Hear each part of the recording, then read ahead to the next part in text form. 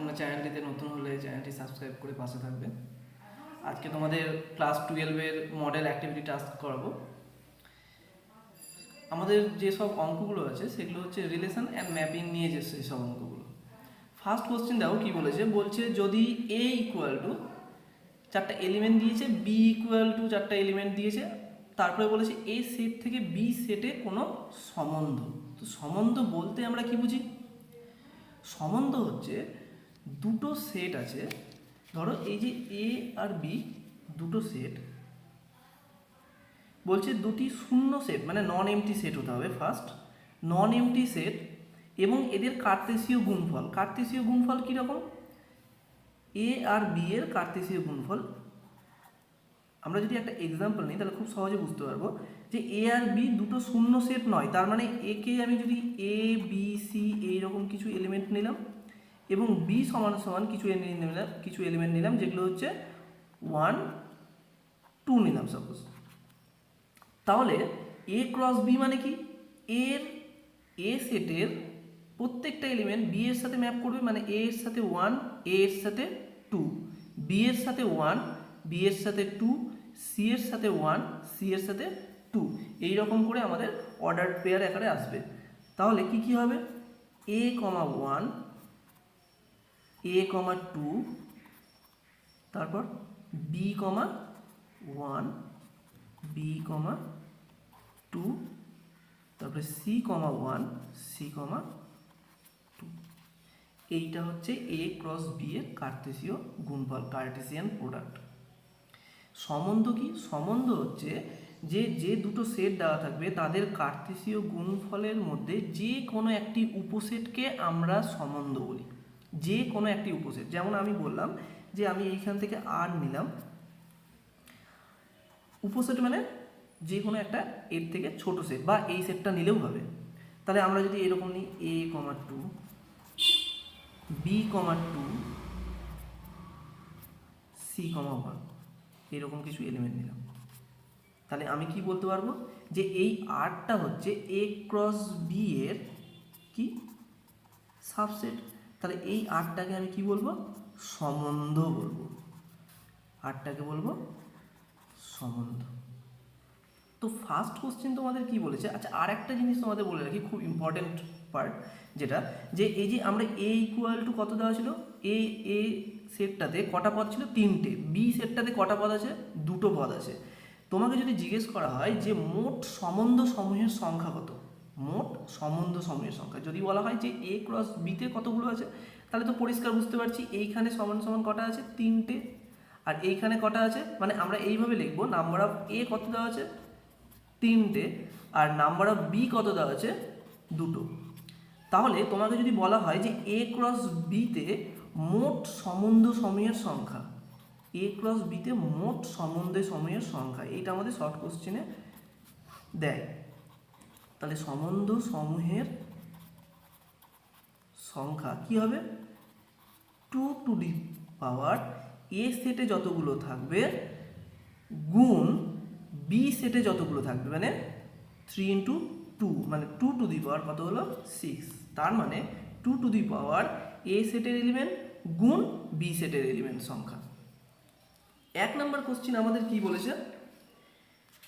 1 নম্বর question বলছে যে যদি এ ইকুয়াল টু 2 3 4 5 হয়, 2 3 4 5, বি ইকুয়াল টু দেওয়া আছে 7 8 9 15, বের করতে কি বলেছে? বলছে এ থেকে বি সেট, তার মানে এ থেকে বি এর দিকে যাব, মানে আমাকে 2 থেকে এই দিকে আসতে হবে, 2 থেকে এখানে, 3 থেকে 7, 4 থেকে 5 থেকে, এই রকম এ থেকে বি সেটে যাব।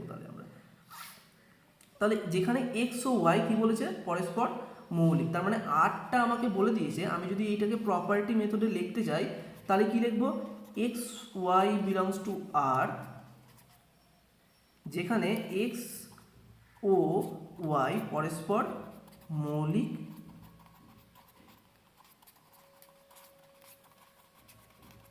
এইটা আমাকে বলে দিয়েছে।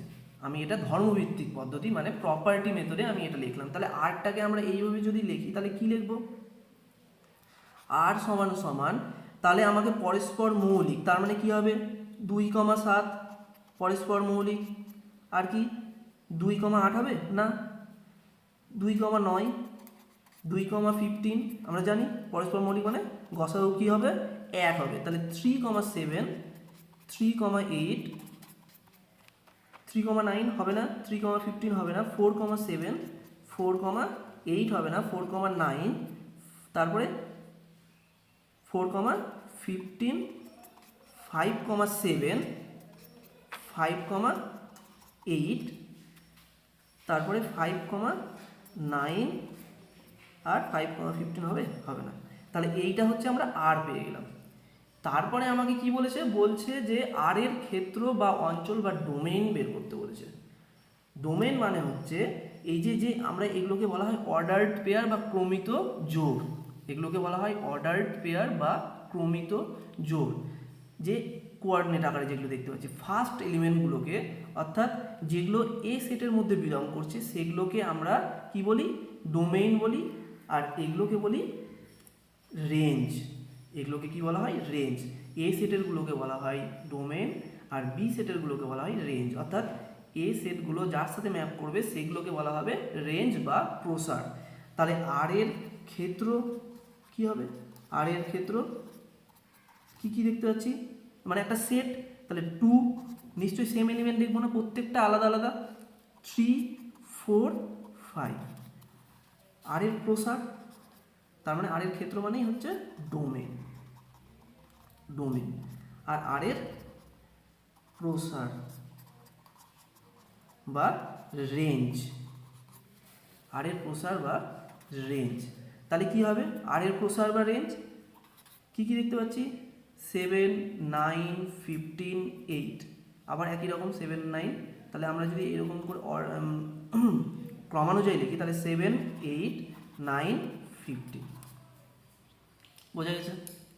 2 নম্বর কি বলেছে আমাদের, 2 নম্বর বলছে যে যদি স্বাভাবিক সংখ্যা সমূহের সেট n এর ওপর কোনো সম্বন্ধ আর এমন হয় যে এক্স ওয়াই বিলংস টু আর, মানে এইখানে আমাদের যে আরটা বলেছে সেইটা কি, আরটা আমরা প্রপার্টি মেথডে যদি লিখি তাহলে কি লিখতে হবে, বলছে X Y belongs to R implies কি 2x plus Y equal to 10 এবং X X Y belongs to n। তাহলে আরটা আমরা কি করে লিখব, তাহলে ন্যাচারাল নাম্বার মানে কি, যেগুলোকে আমরা কাউন্টিং নাম্বার বলি, মানে স্বাভাবিক সংখ্যা। তাহলে স্বাভাবিক সংখ্যা যদি হয় তাহলে এক্স এর মান যদি 1 বসাই, এক্স এর মান যদি 1 বসাই কীভাবে লিখতে হবে, অর্ডার্ড পেয়ার আকারে লিখতে হবে। তাহলে 1, তাহলে 2 একে 2, আর কত লাগবে 10 হতে গেলে 8। তারপরে এক্স এর মান যদি 2 বসাই তাহলে 2 গুণ 4, তাহলে ওয়াই এর মান কত লাগবে 6। এক্স এর মান যদি 3 বসাই 3 2 গুণ 6, আর এক্স এর মান কত বসালাম 3, 3 2 গুণ 6, আর এখানে কত বসাবো তাহলে 4, তবে কি আসবে 10 আসবে। তারপরে আমি যদি এখানে 5 বসাই তাহলে 5 2 গুণ 10, তাহলে এখানে কত যোগ করতে হবে, 0 যোগ করতে হবে।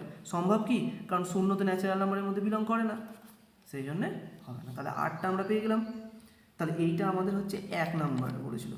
2 নাম্বার কি বলছে, 2 নাম্বার বলছে যে যদি a ইকুয়াল টু 1, 2, 3 হয় তবে এ সেটের উপর সসম সম্বন্ধ। আচ্ছা, সসম বা রিফ্লেক্সিভ রিলেশন কাকে বলে, সসম বা রিফ্লেক্সিভ রিলেশন তাকেই বলে যদি এ, আমি একটা সব এ এর জন্য, মানে সব এ এর জন্য মানে এইরকম চিহ্ন দেওয়া হয়, যদি সব এ এর জন্য এই এটা যদি এতে বিলং করে, সেখান থেকে যদি এ কমা এ গুলো যদি ওই রিলেশনের মধ্যে থাকে, কার মধ্যে, ওই রিলেশনের মধ্যে, তবে আমরা এই সম্বন্ধটাকে কি বলবো, এই সম্বন্ধটাকে বলবো রিফ্লেক্সিভ রিলেশন। যদি এটা এর মধ্যে থাকে, যদি আমরা এই রকম এ পাই, কী রকম এ, যদি এ কমা এ বিলংস টু আর, তাহলে এখানে আমরা কি পাবো, এ সেটের ওপর সসম সম্বন্ধটা। তাহলে এ সেটের ওপর সসম সম্বন্ধটি হলো এ সেটের ওপর সসম সম্বন্ধটি হলো কি কি পাবো, তার মানে আমার প্রত্যেকটা এর জন্য এ এ মানে যেগুলো অর্ডার পেয়ার এ এ আকারে থাকতে হবে। তাহলে 1 কী হবে প্রত্যেকটা এর জন্য, তাহলে এখানে কি কি এলিমেন্ট আছে 1 2 3, তার মানে এখানে কি হতে হবে 1, 1 2, 2 3, 3। আচ্ছা আমি যদি বলতাম এই 3, 3 বাদ দিয়ে দিতাম তাহলে কি হতো? কখনোই হতো না। প্রত্যেকটা এর জন্য কি বলেছে, সব এর জন্য এ কমা এগুলো এই রিলেশনের মধ্যে থাকতে হবে। এবার এগুলো বাদ দিয়ে যদি কোনো কিছু থাকে সেটা নিয়ে কোনো প্রবলেম নেই আমাদের, কিন্তু এদের প্রত্যেকটা এলিমেন্ট এ এ আকারে থাকতে হবে, মানে সেম। তারপরে ম্যাথ কি বলেছে আমাদের 3 নম্বর কি বলছে, আচ্ছা ম্যাপিং বলছে যদি কোনো চিত্রণ F maps Q to Q. তো চিত্রণ সম্বন্ধে আমরা একটু ধারণা জেনে নিই, তাহলে তোমাদের সুবিধা হবে। চিত্রণটা কি? চিত্রণ হচ্ছে ধরো দুটো সেট আছে, একটা এ সেট আর একটা বি সেট। তো আমি এইরকম বললাম যে 1টা এর সাথে ম্যাপ করলো, 2টা বি এর সাথে ম্যাপ করলো, 3টাও আমি ধরলাম বি এর সাথে ম্যাপ করলো, আর 4টা আমি বললাম সি এর সাথে ম্যাপ করলো। তার মানে এইখানে যে আমরা পেয়ারগুলো পেলাম, তাহলে কি পেলাম 1, এ, আর কি পেলাম 2, B, 3, C, 4, B, 3, 4, C. Mapping হচ্ছে যে এ সেটের প্রত্যেকটা পদ একটা নির্দিষ্ট নিয়মে বি সেটের কোনো না কোনো এলিমেন্টকে কী করবে, সংযুক্ত করবে। অর্থাৎ কি বলছে আমাদের, বলছে এ আর বি দুটো অশূন্য সেট আছে, এ থেকে বি সেটের সংজ্ঞাত একটি সম্বন্ধ, মানে এটাও এক ধরনের সম্বন্ধ যেটা এফকে কী রকম নিয়ম, সেই নিয়মটাই হচ্ছে চিত্রণ। কী রকম নিয়ম হবে, বলছে এ থেকে বি এর অভ্যন্তরে একটি অপেক্ষক বা চিত্রণ বা ম্যাপিং বলা হবে যদি সকল এর জন্য এরূপ একটি বি বিলংস টু বি পাওয়া যায়।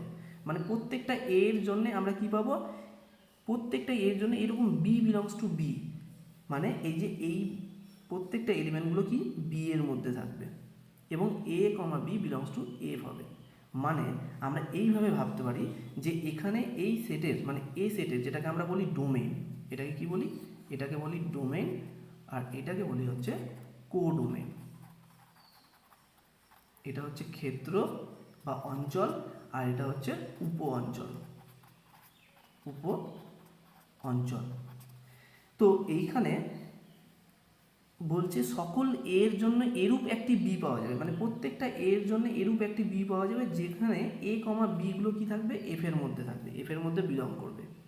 আর একটা কী বলছে, আচ্ছা আমি যেটা আরেকটা জিনিস বলছিলাম যে খুব সহজে আমরা বুঝতে পারবো, মানে এইখানে এ সেটের যে প্রত্যেকটা এলিমেন্ট অকুপাইড হয়ে থাকবে। অকুপাইড মানে কি, এখানে প্রত্যেকটা এলিমেন্ট কারো না কারোর সাথে কী করবে, ম্যাপ করবে, সংযুক্ত করবে।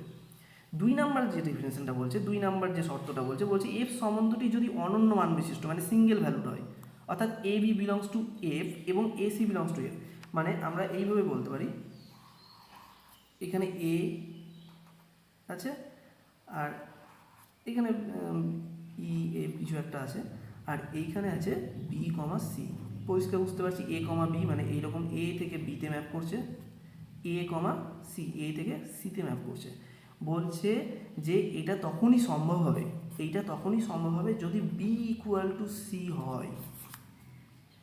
এইটা তখনই সম্ভব হবে যখন বি ইকুয়াল টু সি হয়। তার মানে এখান থেকে আমরা কি বুঝতে পারলাম যে এই যে এ সেটের, এটাকে যদি আমরা এ ভাবি তাহলে এ সেটের আমরা একটা এলিমেন্টের দুটো প্রতিবিম্ব কখনো পাবো না, এগুলোকে বলা হয় প্রতিবিম্ব।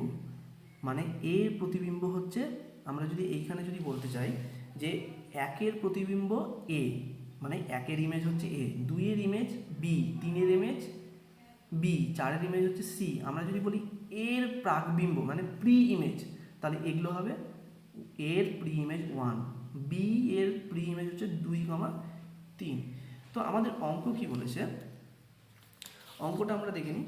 অঙ্কটা বলছে যে 3 নম্বর বলছে যে যদি কোনো চিত্রণ মূলত সংখ্যার সেট রেশনাল নাম্বার এবং F of X equal to 2x + 5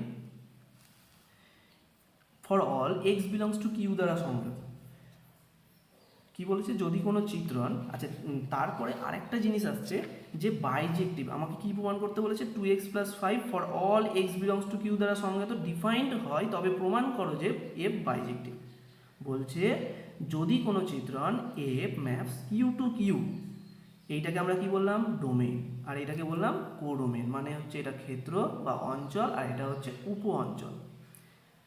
আচ্ছা তাহলে প্রসার কাকে বলে, প্রসারটা আমি বললাম না, প্রসার মানে হচ্ছে যেগুলো ম্যাপ করবে, যেগুলো শুধুমাত্র এ সেটের যে এলিমেন্টগুলো বি সেটের সাথে সংযুক্ত করবে সেগুলোই হবে প্রসার। ঠিক কী রকম, এই যে আমরা এখানে দেখলাম যে এইখানে তাহলে প্রসার কোনগুলো, এগুলো হচ্ছে ক্ষেত্র আর এইগুলো হচ্ছে প্রসার বা রেঞ্জ, আর এই পুরোটা হচ্ছে কোডোমেন। তো এরপরে আমাকে বলে দিয়েছে F maps Q to Q, যেটা ডিফাইন করা আছে কি, F of X equal to 2x + 5 for all X belongs to Q, মানে সমস্ত এক্সের জন্য, দিয়ে প্রমাণ করতে বলেছে আমাকে এফ বাইজেক্টিভ। তাহলে আমরা ফার্স্ট প্রমাণে যাচ্ছি কি, 1 নাম্বার ইনজেক্টিভ প্রমাণ। ইনজেক্টিভ মানে হচ্ছে 1 1। তাহলে ইনজেক্টিভ প্রমাণ করার জন্য আমাকে কি প্রমাণ করতে হবে, আমি কি বললাম, আমাকে এইরকম কিছু x1 এবং x2 দুটো এলিমেন্ট নিলাম যেটা কিউ এর মধ্যে বিলং করছে, এবং x1 not equal to x2। আমরা x1 এবং x2 দুটো ভিন্ন সেটের জন্য যদি আমরা দুটো ইমেজ পাই আলাদা আলাদা, তাহলে আমরা কি বলতে পারবো, এই এফ ম্যাপিংটা 1 1 বা ইনজেক্টিভ। মানে হচ্ছে আমরা এইখানে ধরলাম x1 নট ইকুয়াল টু কি x2, তাহলে আমরা এখন দেখাবো যে F of x1 not equal to F of x2, মানে x1 x2 যদি দুটো আলাদা আলাদা এলিমেন্ট হয় তাহলে তাদের যে ইমেজগুলো অর্থাৎ প্রতিবিম্বগুলো সেগুলো কি হবে, অসমান হবে, মানে ভিন্ন হবে। তাহলে এইখানে আমরা এটা আনার জন্য তাহলে এখানে কি করতে পারি, 2x1, তাহলে ওয়াই দিকে 2 গুণ করলাম, তারপরে কি ছিল 2x + 5 ছিল, তাহলে প্রত্যেকটার সঙ্গে আমি কি করব, 5 যোগ করব, তাহলে 2x1 + 5 নট ইকুয়াল টু, এখানে কি হবে, প্রত্যেকটার সঙ্গে আমি 5 যোগ করলাম, তাহলে আমি কি দেখতে পাচ্ছি, এইটাকে আমি এখন বলতে পারবো এফ অফ x1। কেন এফ অফ x1, কারণ এখানে F of x equal to যদি 2x + 5 হয়, তাহলে F of x equal to কত ছিল, 2x + 5 ছিল, দেখতে পাচ্ছি আমরা 2x + 5, তাহলে F of x1 equal to কত হবে, 2x + 5, তাহলে এখানে এফ অফ x2। তাহলে অতএব কি বলতে পারবো এখান থেকে, অতএব এফ চিত্রণটি ইনজেক্টিভ বা 1 1 বা কি বলবো, 1 1 বা 1 1 ম্যাপিং। তারপরে কি বলেছে, আচ্ছা অন টু, তারপরে আমাকে অন টু দেখাতে হবে, তাহলে 2 নাম্বার অন টু অর্থাৎ সারজেক্টিভ। তো সারজেক্টিভ দেখানোর জন্য আমাকে কি দেখাতে হবে, আমরা এই যে এটাকে কি বললাম, এটাকে বললাম হচ্ছে অঞ্চল মানে ডোমেন, আর এটা হচ্ছে কোডোমেন। এটা কিন্তু প্রসার নয়, প্রসার মানে হচ্ছে যারা সংযুক্ত করবে, মানে যারা ম্যাপ করবে, যে সব অর্ডার্ড পেয়ারগুলো পাবো তাদের সেকেন্ড এলিমেন্টগুলোকে কি বলা হবে, প্রসার বা রেঞ্জ, আর ফার্স্ট এলিমেন্টগুলোকে বলা হবে কি, ডোমেন বা ক্ষেত্র বা অঞ্চল। তাহলে এইখানে আমাকে সাবজেক্টিভ প্রমাণ করার জন্য আমাকে এই কিউ যে আছে, কিউ কোনটা, কিউ উপ অঞ্চল, আচ্ছা কোডোমেনের, কিউ উপ অঞ্চলের যে কোনো একটি পদ ধরে নিতে হবে, যে কোনো একটি পদ কি আমি ধরে নিলাম ওয়াই, যেটা ওয়াই বিলংস টু কি কিউ, কোন কিউ, এটা কোডোমেনের কিউ।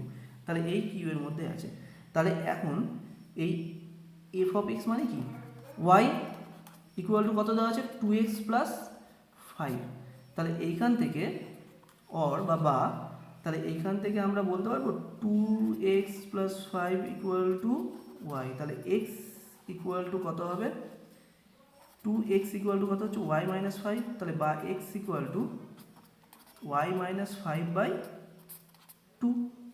আমরা কি বলেছিলাম যে y এর এই কিউ কোডোমেনের যে কোনো একটা পদের জন্য কমপক্ষে কিউ ডোমেনে কমপক্ষে একটা পদ পাওয়া যাবেই, যাতে করে F of X equal to কী হবে, ওয়াই হবে। F of X equal to Y হবে, মানে কমপক্ষে ওয়াইয়ের যে কোনো একটি পদের জন্য, ওয়াইয়ের যে কোনো একটি পদের জন্য কমপক্ষে একটি এক্স পাবোই, মানে দুটোও পেতে পারি, যাতে করে কী হবে, F of X equal to Y হবে। তার মানে এটা দেখাতে পারি। তাহলে আমরা এখন এফ অফ এক্স মানে হচ্ছে এফ অফ ওয়াই মাইনাস 5/2, তাহলে এফ অফ ওয়াই মাইনাস 5/2, তাহলে এফ অফ এক্স কত ছিল 2x প্লাস 5, তাহলে 2x এর জায়গায় কত বসবে, ওয়াই মাইনাস 5/2 প্লাস 5 আছে, তাহলে 2 কেটে গেল, তাহলে কত হলো ওয়াই মাইনাস 5 প্লাস 5, তাহলে আমরা কী পেলাম, ওয়াই পেলাম। তাহলে অতএব F of X equal to কী হলো, ওয়াই হলো। তাহলে অতএব আমি এখান থেকে কি বলতে পারবো, যে এফ চিত্রণটি কি সার্জেক্টিভ বা অনটু বা উপরিচিত্রণ। অতএব 1 ও 2 থেকে কি বলতে পারবো, 1 ও 2 থেকে বলতে পারি ঠিক আছে, কি এফ চিত্রণটি বা ম্যাপিংটি বাইজেক্টিভ ম্যাপিং, এফ চিত্রণটি বাইজেক্টিভ। নেক্সট কোশ্চেন কি বলেছে, তোমাদের বলছে দুটি অপেক্ষক দেওয়া আছে, দিয়ে বলছে যে F comma G R to R যথাক্রমে F of X equal to কী দিয়ে দিয়েছে, X square plus 3x plus 1, G of X কী দিয়েছে 2x মাইনাস 3, এত দ্বারা সংজ্ঞাত। এফ আর জি কি বলে দিয়েছে, F comma G R to আর, মানে ডোমেনো আর কোডোমেনো আর দিয়ে দিয়েছে। তাহলে এফ কম্পোজিশন জি মানে এগুলো হচ্ছে কম্পোজিশন আমাকে বের করতে বলেছে। এফ কম্পোজিশন জি মানে কি, এফ কম্পোজিশন জি মানে হচ্ছে F of G of x. এই জিনিসগুলো খুব সোজা। আমরা যদি বলতো জি কম্পোজিশন এফ, আমরা শুধু এইটুকু এখন বলছি জি অফ এফ অফ এক্স হতো।